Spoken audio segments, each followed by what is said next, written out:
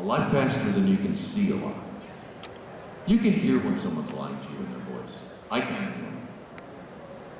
You guys would know in a heartbeat if I was phoning it in, if I wasn't being true to the character.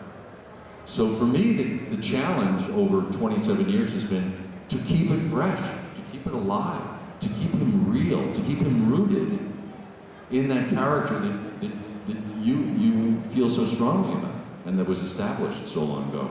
And I think a lot of the tricks I learned or habits I got into in the theater helped me do that. When you have to do a show 8 times a week for a year, you've got to keep it fresh every night. Because each night the audience sees it is the first time they've seen it. It's the first time they've heard the story. So you can't phone it in. So the challenge for me has been to keep it fresh. Sure. Thank you. And I went. The wrestling next door. Hey. My question is, the story arc in the games, going back to Arkham Knight, do you feel like that was a solid end there, or are there ways to come back from that and explore the consequences of everything that happened in Arkham Knight? The question was the story arc in Arkham Knight, do I think there's a way to come back from it? I definitely think there's a way to come back in it, and I would love it if they would explore it. But I don't have any information about what there's going to do. You know, the actors are always the last ones to hear anything. You guys seem to hear more from the trades and from the gossips online than I know. But I definitely think there's a way for him to fight his way out of what he's gotten himself into at the end of Arkham Knight. And I think it'd be incredible. But I haven't heard anything about it. Fingers crossed. Yeah. Keep sending the tweets. Hashtag it. I actually have some questions about right now. Before I get to my first one, I heard and read somewhere that Batman in early comics did in fact kill before he was toned down. Also, Batman did in fact what? Kill. He did kill in the early comics. Then later he was toned down. I don't know. That is true. In the early 1940s, he was more of a pulp character, and he was more violence. Yeah, he used firearms and stuff. Then Bob Kane leveled it off. This is early in the first year. Okay. But my first question for right now is the chase scene at the beginning of the episode, "Per Chance to Dream." I never really understood what the chase scene was all about in that episode. Boy. I love Per Chance to Dream. It's one of my favorite episodes. Because I got to play Batman Bruce Wayne, drugged Batman. Bruce Wayne as a teenager, or as a 20-year-old, and then Thomas Wayne, the father. And I had to keep all the voices distinct, but believably related. It was so much fun to record. To be honest, I don't really remember the chase at the beginning of the show. Well, that was a very critical episode though, because you did all those voices all at once. Yeah. You did that on a concurrent take. Well, I did it twice. I said to Andrea, wouldn't it be fun to let me really do it in real time? I think it is. She said, but then you'd be acting I with remember yourself. that. I said, exactly. I don't remember the chase scene. I remember the dream. So she did, she let me do it. But then we did a separate take, where I just did each character consistently, all of his lines, because they wanted to be sure they had them distinct. But I think the way we knew he was in a dream was that he couldn't read the They showed the newspaper. car chase scene where Batman is chasing a car, to where he gets abducted by the Black Hatter, and that cheating comes down his I like that. I remember that episode. I never forgot the that. reason for that whole car chase thing, like, Well, when they send you a version of the new Blu-ray set, which is this thing yes, out, the new Blu-ray set, we'll examine that. and see we'll what this re-examine chase that. is That'd be all awesome. about. I remember that. Thanks for that question. I remember it Thank you. because how we detected he was in a dream. Good. All right, good man, good The man. Blu-ray, by the way, you're going to love because it's not only got all the show on it, it's got Phantasm No, I and saw it a long time Sub-Zero, ago. and it's got a reel of interviews with everyone who was involved in the show. It's a really great sweetener reel. So it's a really good Blu-ray. Prime Minister is Hi. great to have you here. My question is a little more general. I've been meeting a lot of voice actors this weekend, and I've noticed that a lot of them have very distinct voices between their characters and just them very candid. You being in the business for 27 years, do you have any insight as to why that may be? Well, because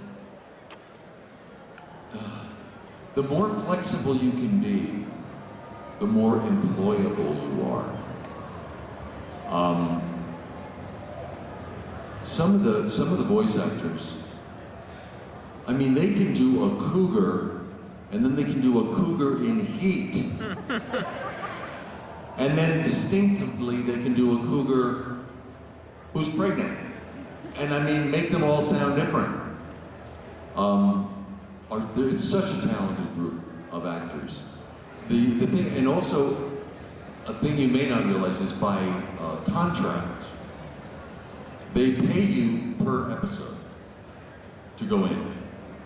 They can use you for up to 3 voices in that episode. 3 different characters for the same money. So it's to their advantage to be able to hire actors who are flexible, who can do different voices. They just save a lot of money then. Yeah. That's why you hear the people who work all the time, they can do such different voices because they're the ones who just get the jobs because it's cheaper to hire them. So it's all about economics. Thank you very much. Sure. Thank you. What are you dressed as, by the way? Oh, Adam Strange. Oh, I thought so. I wasn't quite sure. Oh, that's a great Adam Strange. Thank you. Round of applause for Adam Strange, classic Silver Age character. Hey, Adam Strange. Hi, my name is Josh. Hey, Josh. When I first saw Batman the Animated Series, I was lying in a hospital bed dealing with a lot of medical stuff. Oh, wow. And it really, I love the show so much, it carried me through. And that's an experience I look back at and just like, you know, that kind of made me who I am or stuff like that, you know. And I'm just wondering if there's any personal experiences that helped you capture the Batman that was expressed in Batman the Animated Series or later on. Wow. Of course. Would you like to share one? Yeah. They say that in acting, they say that you are your instrument, and you are. You are the sum of your life experience. No one can teach you how to act in acting school. And it took me a long time to figure this out. I kept waiting in Juilliard. When are they going to teach me how to act? When are they going to teach me how to act? I was already acting. All they can teach you how to do is to get in touch with who you I are, was going to say that. because that's what you're going to draw on as an actor. That's all you have is your life experience, and everything you've lived up to that point is what you bring to the roles. And I had an unusual childhood, and then, well, it wasn't unusual, it was pretty normal, but by the time I was 16, I moved in with a friend's family so I could finish high school, because my family just disintegrated. And my father was an alcoholic, my mother was unable to cope with anything, my siblings all moved away, and I was the last one there. And I had to get out. And I moved in with friends, and I finished high school early, because I was so desperate to get out of this town. And I moved into New York when I was 17, and I've been supporting myself ever since. I got a scholarship to go to Juilliard. I was working summer jobs. I've been on my own since then. But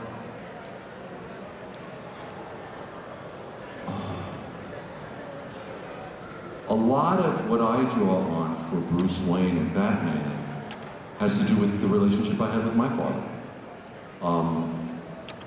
I had a very difficult relationship with my father. He was an angry drunk, and but he was a tortured guy.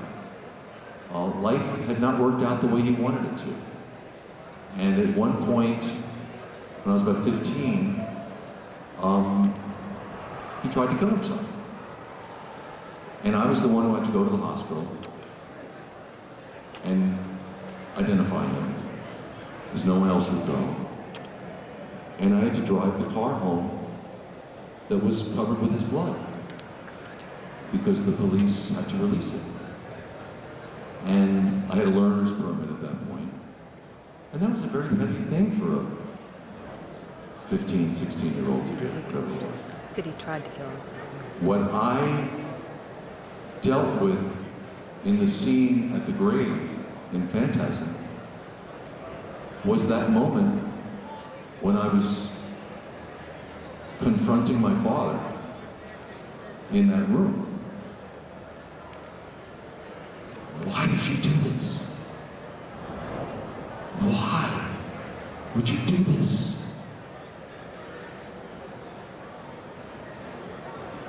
And it all just came up. And afterwards, Andrea came in and she just held me. She saw that I had hit something really deeply personal, because I was that 16-year-old again. So you draw on that stuff. And it makes you very naked. And you have to be willing to be naked to be an actor. So I had a lot of darkness and loneliness in my childhood, and that really fed into Batman and Bruce Wayne. It was appropriate, so it fed me into the character. Sure.